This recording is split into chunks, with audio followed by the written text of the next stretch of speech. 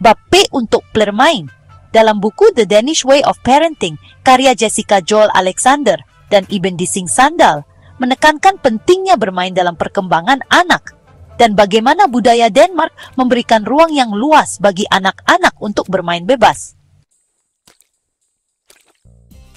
Pentingnya bermain dalam perkembangan anak. Bermain adalah aktivitas fundamental dalam kehidupan anak-anak. Melalui bermain, anak-anak belajar berbagai keterampilan penting seperti kreativitas, pemecahan masalah, kerjasama, dan kemampuan sosial. Di Denmark, bermain dianggap sebagai sarana belajar yang esensial, bukan sekadar hiburan atau pengisi waktu luang. Pendekatan ini berbeda dengan beberapa budaya lain yang mungkin lebih menekankan pada prestasi akademis sejak usia dini. Istilah bermain maksudnya bukan bermain biola, memainkan olahraga, atau bermain bersama yang aktivitasnya sudah ditentukan oleh orang dewasa. Yang dimaksud bermain adalah ketika mereka dibiarkan dengan permainan mereka sendiri, bersama teman atau main sendiri, untuk bermain apapun yang menurutnya menarik, selama yang mereka inginkan. Bermain bebas versus aktivitas terstruktur. Orang tua Denmark cenderung memberikan kebebasan kepada anak-anak mereka untuk terlibat dalam permainan bebas tanpa terlalu banyak intervensi. Mereka percaya bahwa dengan membiarkan anak-anak mengarahkan permainan mereka sendiri, anak-anak dapat mengembangkan kemandirian, imajinasi, dan kemampuan untuk mengatasi kebosanan. Sebaliknya, terlalu banyak aktivitas terstruktur atau jadwal yang padat dapat membatasi kreativitas dan kemampuan anak untuk berpikir secara mandiri. Banyak orang tua berusaha keras untuk memulai sekolah anak mereka lebih dini atau mengikuti kelas akselerasi. Anak-anak belajar membaca dan mengerjakan matematika lebih dini, dan kita bangga karena mereka cerdas. Untuk mencapai hal itu, kita pun menyediakan guru dan mainan edukatif hingga program buat mereka. Sukses adalah sukses, dan ini adalah tanda nyata, terlihat, dan bisa diukur. Bagaimana kalau kita diberitahu bahwa bermain bebas mengajari anak-anak untuk menjadi tidak begitu cemas? Bermain mengajari mereka ketangguhan, dan ketangguhan sudah terbukti menjadi satu dari faktor paling penting dalam memprediksi kesuksesan pada orang dewasa. Kemampuan untuk bounce back, mengelola emosi, dan menghadapi stres adalah kunci untuk hidup sehat pada orang dewasa. Kita mengetahui bahwa ketangguhan sangat baik untuk mencegah kecemasan dan depresi, dan inilah yang ditanamkan oleh orang Denmark kepada anak-anak mereka sejak dini. Dan salah satu cara mereka melakukannya adalah dengan menempatkan pentingnya bermain. Di Denmark, orang tua dan guru fokus pada hal-hal seperti sosialisasi, otonomi, keterpaduan demokrasi, dan harga diri. Mereka ingin anak-anak belajar tentang ketangguhan dan menumbuhkan arahan yang tepat dalam diri yang kelak akan memandu mereka menghadapi hidup. Seorang anak yang belajar menghadapi stres, berteman, dan realistis terhadap dunia telah mempunyai keterampilan hidup yang sangat berbeda daripada menjadi seorang ahli matematika. Contohnya, buat apa menjadi ahli matematika tanpa kemampuan untuk menghadapi jatuh bangunnya kehidupan? Mereka percaya bahwa anak-anak secara mendasar membutuhkan ruang dan kepercayaan untuk membolehkannya menguasai banyak hal yang bisa berguna saat membuat dan menyelesaikan masalah mereka sendiri. Ini menumbuhkan harga diri dan ketangguhan sejati karena dukungannya berasal dari diri mereka sendiri, bukan dari orang lain. Memberi ruang untuk belajar dan tumbuh. Pada intinya adalah bahwa seorang anak memerlukan ruang dalam jumlah yang tepat untuk belajar dan tumbuh dalam zona dan jumlah bantuan yang tepat pula. Di Denmark, orang tua mencoba untuk tidak mencampuri kecuali benar-benar diperlukan. Mereka percaya bahwa anak-anak bisa melakukan dan mencoba hal-hal baru, juga memberi mereka ruang untuk membangun kepercayaan mereka sendiri. Jika anak-anak merasa terlalu ditekan, mereka dapat kehilangan kesenangan pada apa yang mereka lakukan, dan ini akan menimbulkan ketakutan dan kecemasan. David Elkin, seorang psikolog Amerika, mengatakan anak-anak yang didorong untuk membaca lebih contohnya, pada awalnya akan membaca lebih baik daripada teman-temannya, tetapi level itu akan menjadi sama dalam beberapa tahun, dan apa efek sampingnya? Anak-anak yang didorong itu akan menunjukkan level kecemasan yang lebih tinggi dan harga diri yang lebih rendah pada kemudian hari. Apakah permainan bisa membantu? Ilmuwan telah meneliti bahwa kegiatan bermain pada hewan selama bertahun-tahun mencoba memahami tujuan evolusionernya. Dan satu hal yang mereka temukan ialah aktivitas bermain sangat krusial untuk belajar bagaimana mengelola stres. Dalam penelitian yang dilakukan pada tikus rumahan dan monyet rhesus, ilmuwan menemukan bahwa ketika mereka merasa dipisahkan dari teman bermainnya selama tahap kritis dari perkembangan mereka, hewan-hewan ini menjadi stres ketika mereka dewasa. Dan ketika hewan diperbolehkan bermain, meski hanya 1 jam sehari, mereka tumbuh dengan lebih normal, dan ketika dewasa bisa menghadapi keadaan dengan lebih baik. Perilaku fight to flight biasanya dialami ketika bermain mengaktifkan jalur neurokimia yang sama dengan stres di otak. Kemampuan mereka mengatasi keadaan senantiasa membaik melalui bermain, dan mereka akan lebih bersahabat ketika menghadapi situasi yang lebih sulit lagi.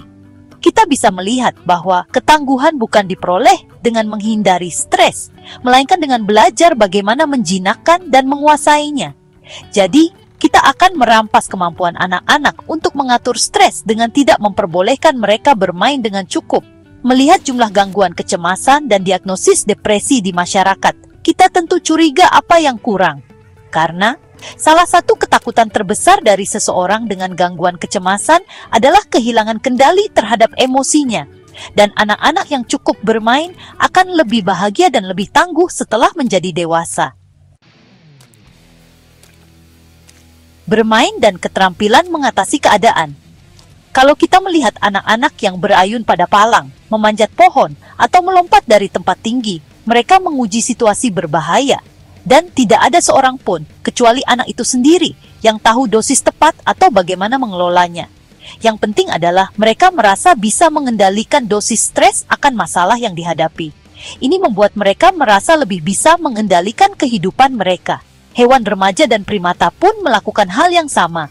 Mereka dengan sengaja menempatkan diri mereka dalam situasi berbahaya, melompat dan berayun dari pohon sambil memutar, berputar balik dan membuatnya sulit untuk mendarat.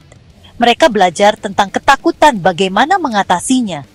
Untuk anak-anak, situasi kehidupan sosial juga penuh tekanan. Permainan sosial itu bisa mendatangkan konflik ataupun kerjasama, ketakutan dan kemarahan. Hanyalah sebagian dari emosi yang harus dipelajari dan diatasi oleh seorang anak agar dia bisa terus bermain. Dalam bermain, tidak ada pujian yang berlebihan. Aturan harus dinegosiasikan dan bisa untuk dinegosiasi ulang.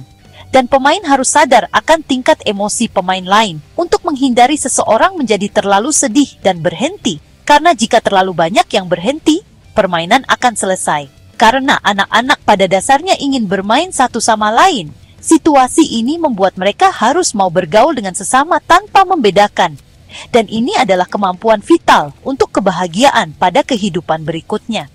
Ketika kita melihat anak-anak berayun dari dahan, melompat dari karang, atau bermain perang-perangan dengan teman-teman mereka, dan kita ingin turut campur untuk menyelamatkan mereka, ingatlah bahwa itu adalah cara mereka untuk mempelajari seberapa banyak stres yang bisa mereka tanggung. Ketika mereka bermain dalam kelompok dengan beberapa anak yang sulit, dan kita ingin melindungi mereka, ingatlah bahwa mereka sedang belajar mengendalikan diri dan keterampilan negosiasi dengan segala jenis kepribadian yang berbeda untuk membuat permainan tetap berlangsung. Ini adalah cara mereka untuk menguji kemampuan mereka sendiri dan mengembangkan keterampilan adaptasi dalam prosesnya. Semakin banyak mereka bermain, mereka akan semakin tangguh dan mahir dalam pergaulan. Ini adalah proses yang alami. Bisa bermain dengan baik, ibaratnya bagai sebuah blok bangunan untuk membuat kerajaan kebahagiaan pada masa depan. Tip untuk bermain. 1. Matikan TV dan alat elektronik. Imajinasi adalah bahan yang penting dalam bermain untuk mendapatkan dampak positif. 2. Siapkan beberapa jenis material di sekitar yang bisa menstimuli semua indera untuk meningkatkan perkembangan otak selama bermain. 3. Otak anak-anak akan berkembang ketika mereka menggunakan seni. Oleh karena itu, jangan tunjukkan bagaimana melakukannya, sediakan saja bahan-bahan untuk karya seni, dan biarkan mereka berkreasi secara spontan. 4. Ajaklah mereka keluar sebanyak mungkin untuk bermain di alam. Cobalah untuk menemukan area aman yang Anda tidak takut untuk membiarkan mereka bebas dan menjelajah lingkungan. 5. Cobalah untuk mencampur anak-anak Anda dengan anak-anak dari usia yang berbeda. Ini meningkatkan zona perkembangan optimal. 6. Biarkan mereka bebas dan lupakan rasa bersalah. Semakin banyak Anda membiarkan mereka mengendalikan permainan mereka sendiri, maka hasilnya akan lebih baik. 7. Jika Anda ingin bermain dengan anak, Anda harus 100% tidak berpura-pura dalam apa yang Anda lakukan. Sedikit waktu bermain di level mereka lebih berharga daripada mainan apapun yang bisa Anda beli. 8. Biarkan mereka bermain sendiri juga. Implikasi bagi orang tua di luar Denmark. Meskipun pendekatan Denmark terhadap bermain mungkin berbeda dengan budaya lain, prinsip-prinsip dasarnya dapat diterapkan secara universal. Orang tua dimanapun dapat mengambil pelajaran dari pendekatan ini dengan memberikan lebih banyak waktu untuk bermain bebas, mengurangi tekanan akademis yang tidak perlu, dan menghargai proses belajar alami anak-anak melalui permainan. Jadi, dengan memahami dan menerapkan konsep P untuk play ini, kita dapat membantu anak-anak kita tumbuh menjadi individu yang bahagia, kreatif, dan tangguh, siap menghadapi berbagai tantangan di masa depan. Untuk mendapatkan buku The Danish Way of Parenting, karya Jessica Joel Alexander dan Iben Dissing, klik tautan pada deskripsi video ini untuk melakukan pembelian secara online di bellbook.com. Bellbook.com adalah toko buku online yang sudah berdiri sejak tahun 2009 dan melayani pengiriman ke seluruh wilayah di Indonesia.